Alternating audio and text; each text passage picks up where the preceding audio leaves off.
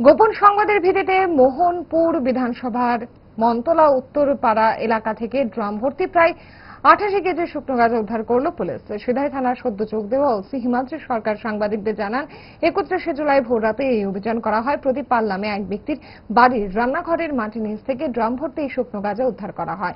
তিনি আরো জানান, শুকনো গাঁজাগুলির বাজার মূল্য আনুমানিক ৫ লক্ষাধিক টাকা হবে। তবে বাড়ির মালিক প্রদীপ পাল পালিয়ে যেতে সক্ষম হয়। গতকালকে রাত্রে একটা সিক্রেট ইনফরমেশনের ভিত্তিতে আমরা মন্তলা এলাকাতে একটা বাড়িতে গাঁজা লুকায়িত অবস্থায় আছে বলে খবর পাই।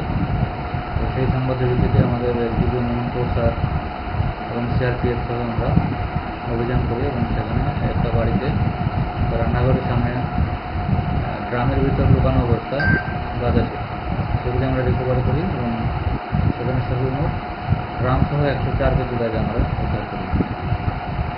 শুকনো গাঁজা রয়েছে, ভেতরে কতটুকু গাঁজা হবে? ড্রাম বাদ দিয়ে মোট ৮৮ কেজি। বাজার মূল্য কত? আনুমানিক ৪ থেকে ৫ লক্ষ টাকা হবে। যার বাড়ি থেকে আপনারা গাঁজা উদ্ধার করেছেন নাম কি ওনার? ওনার নামটা আমরা এখন বলছি না, পালিয়ে গেছেন। ভালো খাবার দেখে অম্বলের কথা মনে পড়ে, তার সমাধান ৫ দশক ধরে গ্যাস, অম্বল ও পেটের সমস্যার একমাত্র সমাধান গ্যাস নয়।